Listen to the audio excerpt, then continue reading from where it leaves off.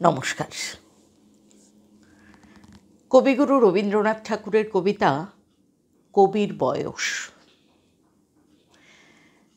ওরে কবি, সন্ধ্যা হয়ে এলো, কে সে তোমার ধরেছে যে পাক? বসে বসে ঊর্ধ্বপানে চেয়ে শুনতেছ কি পরকালের ডাক? কবি কহে, সন্ধ্যা হলো বটে, শুনছি বসে এলো এ শ্রান্ত দেহ।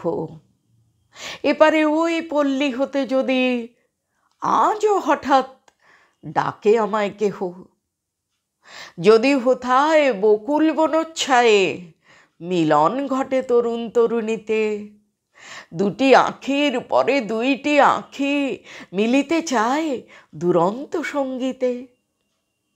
কে তাহাদের মনের কথা লয়ে বীণার তারে তুলবে প্রতিধ্বনি? আমি যদি ভবের কূলে বসে পরকালের ভালো মন্দই গণি। সন্ধ্যা তারা উঠে অস্তে গেল, চিতা নিবে এলো নদীর ধারে। কৃষ্ণপক্ষে হলুদ বর্ণ চাঁদ দেখা দিল বনের একটি পারে। শ্রীগাল সভা ডাকে ঊর্ধ্ব রবে পোড়ো বাড়ির শূন্য আঙিনাতে। এমন কালে কোনো গৃহত্যাগী হেথায় যদি জাগতে আসে রাতে, জোড় হস্তে ঊর্ধ্বে তুলি মাথা চেয়ে দেখে সপ্ত ঋষির পানে, প্রাণের কূলে আঘাত করে ধীরে সুপ্তিসাগর শব্দবিহীন গানে। ত্রিভুবনের গোপন কথাখানি কে জাগিয়ে তুলবে তাহার মনে? আমি যদি আমার মুক্তি নিয়ে যুক্তি করি আপন গৃহকোণে। কে সে আমার পাক ধরেছে বটে, তাহার পানে নজর এত কেন? পাড়ায় যত ছেলে এবং বুড়ো সবার আমি এক বয়সী যেন।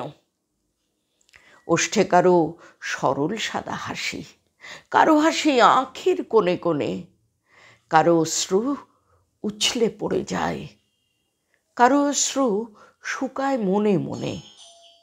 কেউ বা থাকে ঘরের কোণে দোহে, জগৎ মাঝে কেউ বা হাঁকায় রথ, কেউ বা মরে একলা ঘরের শোকে, জনারণ্যে কেউ বা হারায় পথ। সবাই মোরে করেন ডাকাডাকি, কখন শুনি পরকালের ডাক?